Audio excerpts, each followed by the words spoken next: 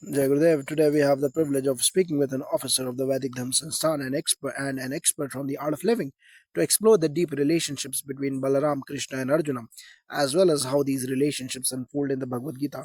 We'll also delve into the connection between Balaram and Arjuna. Let's begin by asking about the familial bond between these legendary figures. Could you both explain the nature of the familial relationship between Balaram, Krishna, and Arjuna, particularly in the context of their brother-in-law bond?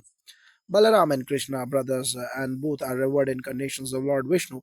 Balaram is considered the elder and incarnation of Adishesha, while Krishna is the incarnation of Vishnu himself. Their bond with Arjuna comes through their sister Subhadra.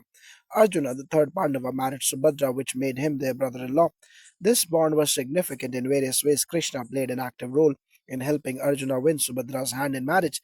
In the Mahabharata, it is Krishna who advises Arjuna to abduct Subhadra, which was a form of Gandharva marriage considered suitable for warriors.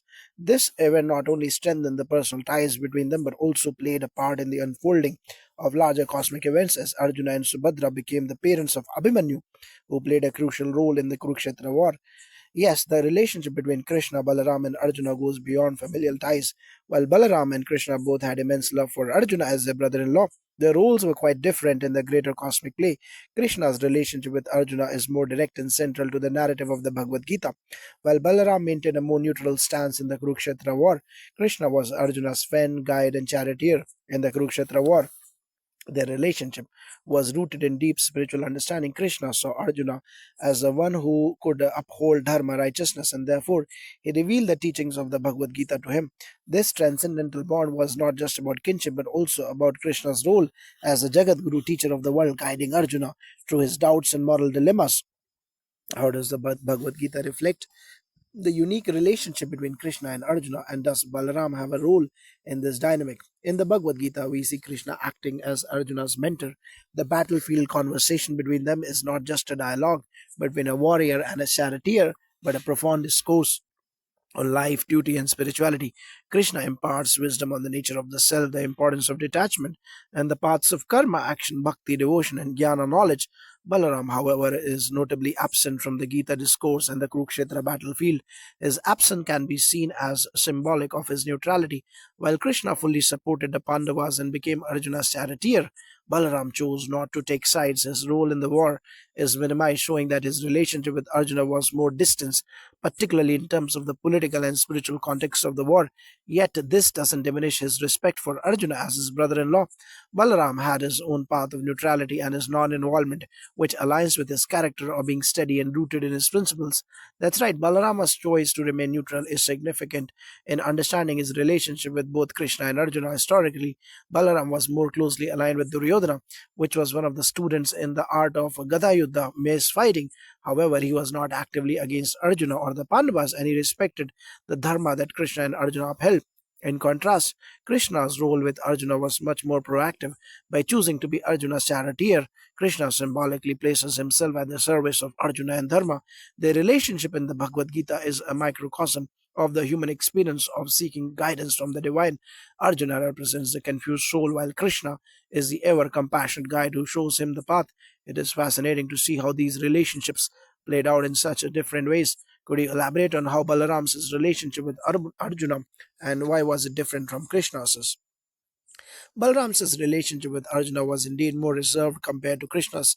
One reason could be their differing temperaments. Balaram, as the elder brother, was more traditional and adhered strictly to Kshatriya warrior values.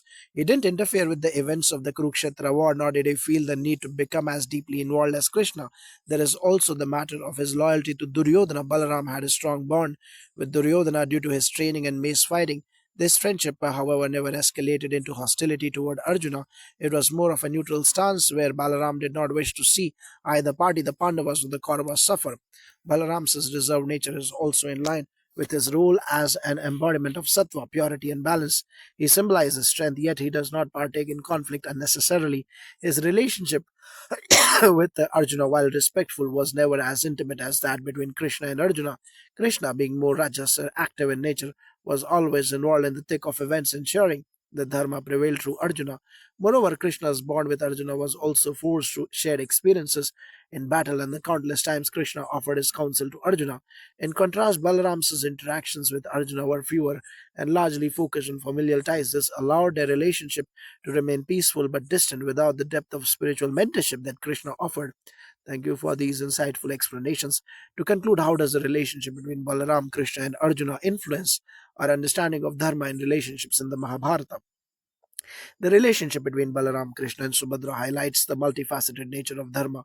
Each character represents a different aspect of Dharma. Krishna, as the embodiment of divine wisdom, shows us the path towards true guidance and action.